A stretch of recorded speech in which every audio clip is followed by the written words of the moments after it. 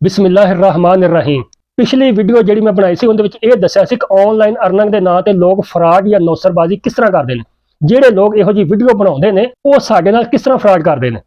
मैं ये नहीं सी कहा कि सारे बंदे करते हैं, लेकिन ये जरूर कहा सी कि बहुत सारे बंदे करते हैं जिहड़े कहंदे ने घर बैठ के ऑनलाइन तुसीं हज़ारां लखां रुपया कमा सकते जी। वो किस तरह नौसरबाजी करते हैं। उस वीडियो की वजह तो मैनूं इन्ने सारे कमेंट आए, धमकियां आईयां, बहुत सारे लोगों ने थ्रेड किया, लेकिन मैं क्या इन्हां लोगों के चेहरे तो नकाब उतारना ही उतारना वा। सिर्फ एक वीडियो बनाई 2 सालों के नौसरबाजा की तरह। मैं समझदा सी कि काम गलत है वा, लेकिन नहीं। हुण मैनूं पता लग्या कि वीडियो लोग देखते नहीं, वीडियो नूं दिखाउणा पैंदा वा। और इहो ही मैसेज मेरी वीडियो में लोगों ने कीते ने कि असीं वीडियो देखनी नहीं सी, लेकिन जबरदस्ती सानूं देखनी पई। वीडियो बनाई, कुछ लोगों के मैं चेहरे तो नकाब उतारिया ते हज़ारां लोगों ने वीडियो नूं शेयर किया, लखां ने कमेंट किया। मैं सोचदा सी कि नहीं यार, यह गलत गल वा, इस तरह नहीं करना चाहिए, लोगों को मिसगाइड नहीं करना चाहिए।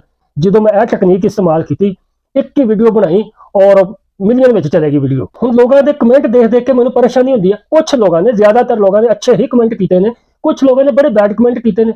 मैं सोचता वा कि उन्हें मेरी जात से किए हैं या जो हज़ारां बंद ने वीडियो मेरी शेयर की है उन्होंने भी फिर करना सी। इन्होंने वीडियो क्यों शेयर की है? क्योंकि इन्होंने बंद ने वीडियो पूरी देखी नहीं सी। जिन्होंने बंद ने पूरी वीडियो देखी सी उन्होंने कमेंट भी अच्छा किया और वीडियो ने शेयर भी किया। वजह की सी कि मैं हकीकत बयान की है कि अजकल लोग नौसरबाजी किस तरह करते हैं, किस तरह लोगों को बेवकूफ बनाते हैं। तो वो लोगों को समझ आ गई और उन्होंने कहा कि बिल्कुल ये हकीकत 100% ठीक गल वा। मैं तो हकीकत दसी है ना लोगों कि नौसरबाजी करते की ने साडे नाल। घंटा घंटा अद्धा घंटा वीडियो दिखा के ते बाद दे विच निकलदा की है। मैं सारियां गल्लां दसियां। हर बंदे को पता सी, उन्हें लाइक किया, कमेंट किया, शेयर किया। जिन्होंने नहीं सी पता, जिन्हें पूरी वीडियो नहीं देखी, उन्होंने बैड कमेंट भी किए। कोई गल नहीं, दोबारा वीडियो जाके देख लो, तुहानूं भी पता चल जाएगा कि सानूं बेवकूफ बनाउंदे किस तरह ने। हो मैं भी गलत ही है। मैं नहीं कहता कि मैं सच, मैं सही क्या, गलत नहीं किया, लेकिन मैं तकनीक इस्तेमाल की है जिस तरह ये लोग करते हैं। मैं सिर्फ तकनीक इस्तेमाल करके वीडियो के एंड तक जाके, जिस तरह कहते वीडियो एंड तक तुहानूं जाके गल दसांगे, मैं भी एंड तक जाके गल दसी है। तो वो बहुत सारे लोगों को पसंद आई तो उन्होंने बड़ा अप्रीशिएट किया।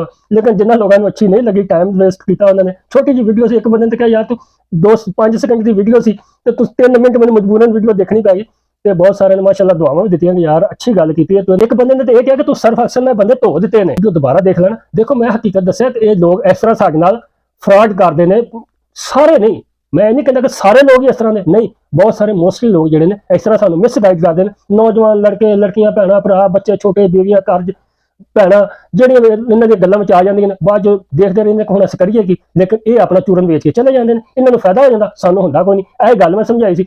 ਇਹੋ ਗੱਲ ਦਾ ਲੋਕਾਂ ਨੇ ਇਤਰਾਜ਼ ਕੀਤਾ ਕਿ ਤੂੰ ਵੀ ਕੋਈ ਗੱਲ ਕੰਮ ਦੀ ਨਹੀਂ ਦਸੀ, ਤੂੰ ਇਸ ਤਰ੍ਹਾਂ 30 ਲੱਖ ਕਿਸ ਤਰ੍ਹਾਂ ਕਮਾ ਲੈਂਦੇ। मैं ये गल सारी समझाई सी, जिन्होंने वीडियो पूरी देखी सी उन्होंने समझ आ गई सी। बाकी कोई गल नहीं, जिन्होंने बैड कमेंट किए मैं तो हर बंदे तक रिप्लाई भी किया, वो तो रिप्लाई भी नहीं करते। तो उन्होंने शुक्रिया अदा किया कि भाई कोई गल नहीं, तू दोबारा अगर तेन इतराज हो तो वीडियो दोबारा जाके देख ला, फिर तेन समझ आएगी कि मैं असल में कहना की चाह रहा सी। और वीडियो के एंड से ओहो ही रिजल्ट निकलिया वा जी गल मैं समझाना चाह रहा सी।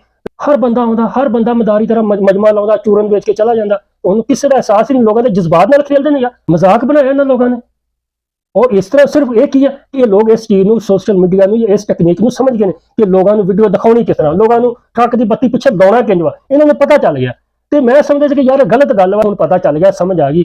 मैं इन्हों की ना नहीं लवांगा, लेकिन इन्होंने मैं हुण ना तस्वीरां ला के इन्होंने बेनकाब करांगा कि किस तरह लोगों ने फ्रॉड करते हैं, किस तरह लोगों के जज्बात नाल खेलते हैं, किस तरह लोगों को मिसगाइड करते हैं।